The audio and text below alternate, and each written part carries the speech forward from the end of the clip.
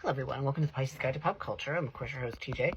Today we're doing a little bit of old-fashioned Hollywood day. I'm going to talk about the film Summertime, directed by David Lean. You probably know as the director of Lawrence of Arabia, arguably one of the best epics, if not the best epic ever made. But Summertime is a very different kind of movie. Released in '55, it stars the one and only Katharine Hepburn as Jane, who is a self-described spinster who is traveling to Venice, where she ends up meeting Renato de Rossi,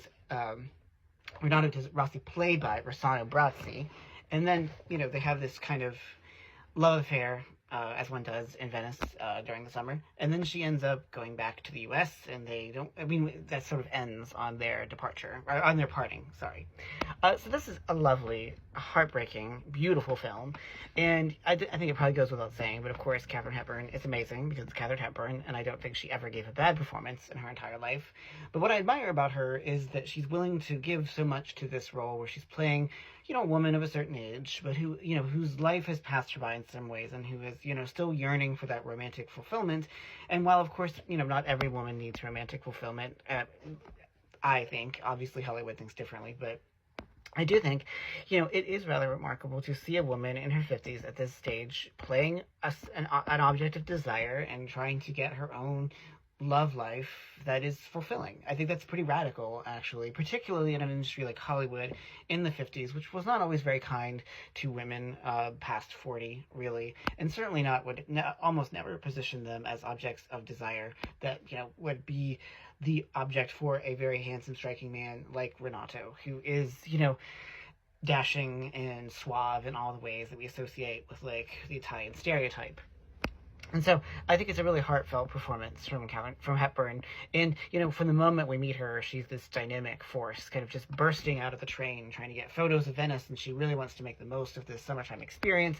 It ends up being, at first, much lonelier than she anticipated, because everyone's coupling off. Even the hostess whose house she's staying at has people in her life. And so, she strikes up this lovely little relationship with Mauro, played by, I think it's Gaetano Autiero, who's a little kid, a street urchin, basically, who in some ways steals the whole movie. He is one of the most charming child actors I've ever seen. And I normally hate kids in movies, but he really knocks it out of the park. And it's really just remarkable seeing Hepburn and this little kid kind of just bonding, even before she meets Renato.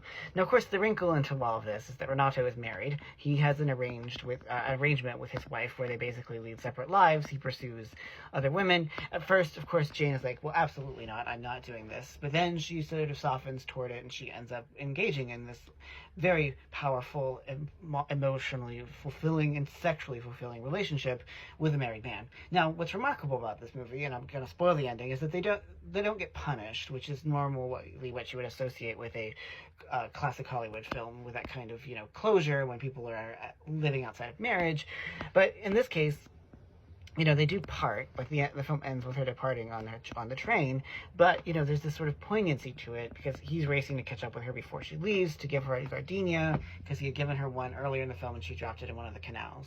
So it's really, it's quite lovely, and the last we see of her, she has this sort of joyous look on her face, and it's clear that even though she's parted from him, that she's going to have, this is a memory for her that is going to really change, I think, the way that she lives.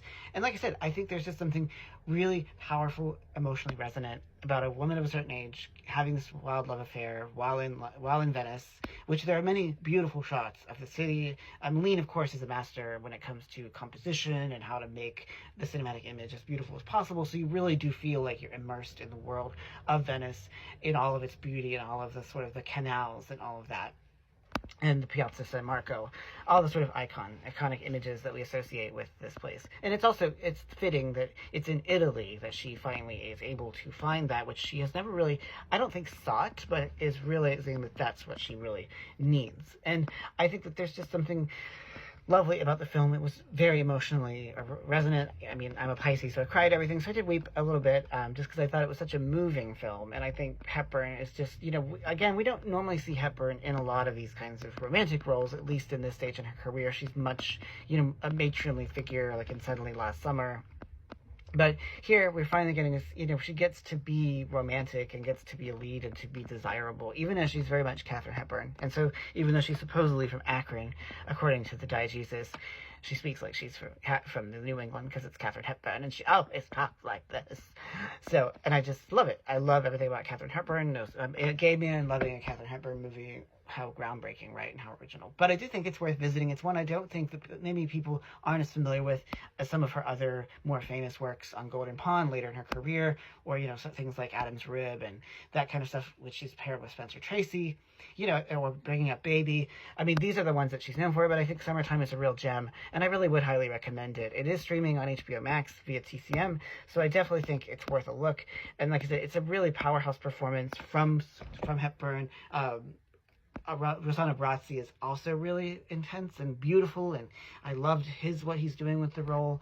And of course, directed by Lean, who, as I said, always knows how to really command a camera and to give us a really powerful moving image. So, if you haven't seen it, please do go see Summertime, because I think that, you know, there's a lot to be said for classic Hollywood movies that sometimes fall under the radar, which reminds me, coming up on Thursday, from 6 to 7, please join me here at the Pisces Guide to Pop Culture doing a TikTok live event on classic Hollywood and why gay men, particularly, well, me, but find it still so enjoyable even so many years after the period. So anyway, that's all I have for today. So the Summertime does get the Pisces Guide to Pop Culture seal of approval.